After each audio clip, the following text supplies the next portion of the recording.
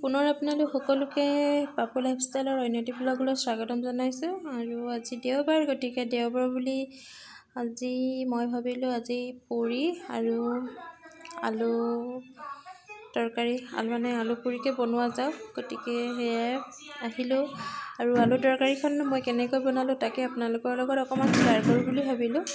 আৰু ইয়াৰ বাবে মই কেৰাহী এখনত তেল গৰম হ'বলৈ দি তাত মই গোটা জিৰা কেইটামান দি দিছোঁ আৰু লগতে 2টা শুকান জলকীয়াও দি দিছোঁ। এইখিনি অকণমান ভাজি অকণমান ভাজোৱাৰ পাছতে তাত মই এটা পিঁয়াজ কাটি লৈছিলোঁ। তাৰপৰা সেইখিনি পিঁয়াজখিনি ভাজি ল'ম। পিঁয়াজখিনি অকণমান দেৰি ভাজিব লাগিব। ভাজাৰ পাছতে আপুনি তাত মই 2টা কেঁচা জলকীয়া দি দিছোঁ। কেঁচা জলকীয়া আপুনি বেছিও দিব পাৰে, আমাৰ কম জ্বলা খোৱা হয়, গতিকে মই 2টা জলকীয়াই দি দিছোঁ। আৰু লগতে অকণমান আদা ৰচুনৰ পেষ্ট আৰু এইখিনি ভালকৈ ভাজি ল'ব। আদা ৰচুনৰ গোন্ধটো নোযোৱালৈকে ধুনীয়াকৈ ভাজি ল'ব। মই 2টা বিলাহী কাটি লৈছিলোঁ সৰু সৰু টুকুৰা কৰিকৈ।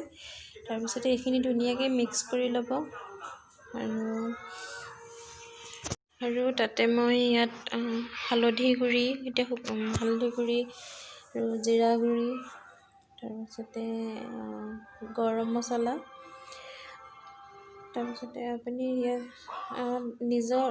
নিজৰ আপোনাৰ জোখমতে দিব। মই মছলা কমকৈ দিছোঁ আৰু ইয়াত মই আৰু নিমখ দি দিছোঁ সোৱাদ অনুসৰি। তাৰপিছতে আপুনি এইখিনি ধুনীয়াকৈ মিক্স কৰি পিনি ভাজিব আৰু হেতাখনেৰে এনেকৈ আপুনি পিটিকি দিবও পাৰে, ভাঙি দিব বিলাহীবোৰ। তাৰপিছতে এনেকৈ আপুনি অকণমান দেৰি ভাজি ল'ব ধুনীয়াকৈ। তাৰপৰা মই ইয়াত 4টা আলু বইল কৰি লৈছিলোঁ। আমাৰ খোৱা মানুহ 3জনহে, গতিকে মই 4টা আলুৱে বইল কৰি লৈছিলোঁ। যদি আপোনালোকৰ খোৱা মানুহ বেছি আছে তেতিয়াহ'লে বেছি ল'ব, যদি কম আছে, যদি 2জনেই আছে নিজৰ ইচ্ছা নিজৰ জোখমতে লৈ ল'ব। মই ইয়াত 4টা আলু বইল কৰি লৈছিলোঁ।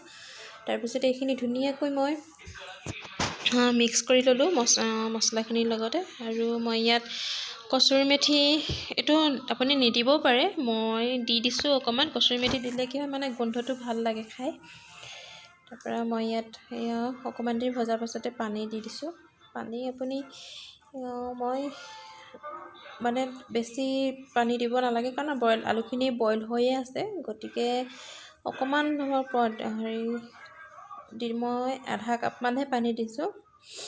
তাৰপিছতে এইখিনি আপুনি ভালকৈ উতলিবলৈ দিব। আধা কাপতকৈ অলপ বেছি দি দিব, কাৰণ ভালকৈ উতলিবলৈ অহাৰ পাছতে নহ'লে আলুখিনি তলফালে লাগি ধৰিবগৈ। গতিকে এইখিনি ভালকৈ উতল আহিবলৈ দিব। মোৰ এই আলু তৰকাৰী ৰেডি হৈ গ'ল।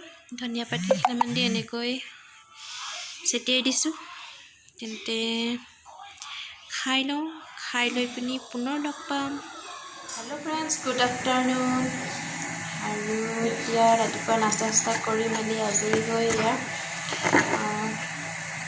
ৰাতিপুৱা নাস্তা কৰিলোঁ। কৰাৰ পাছতে আৰু আজি দেওবাৰ বুলি বহুত কাম ওলায়, গতিকে সেইখিনি কৰা মেলাৰ পাছত ভাত বনালোঁ। ভাত বনাই এতিয়া বহিছোঁহি আৰু মিষ্টাৰ পাকঘৰত সোমাই থৈ আহিছোঁ।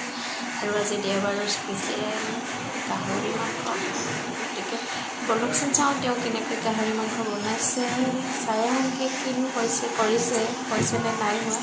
বলক তেন্তে পাকঘৰলৈ। মাংস টেষ্ট কৰিবলৈ দিছোঁ, কেনেকুৱা হৈছে চাওঁ।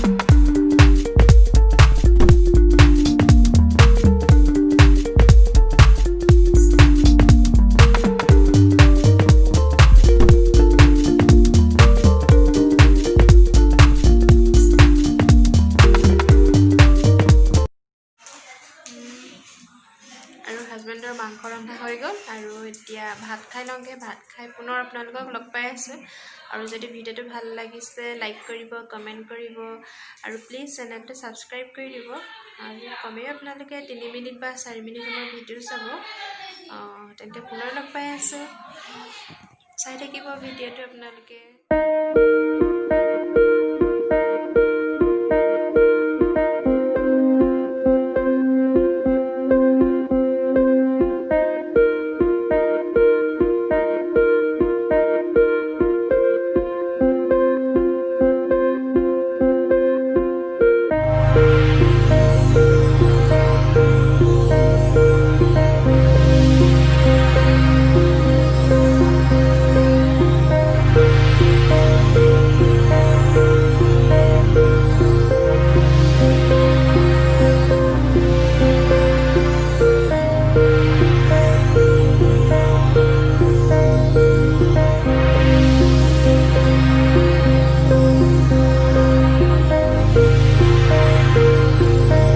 हेलो फ्रेंड्स गधूली भिडिओ কৰিবলৈ পাহৰি থাকিলোঁ আৰু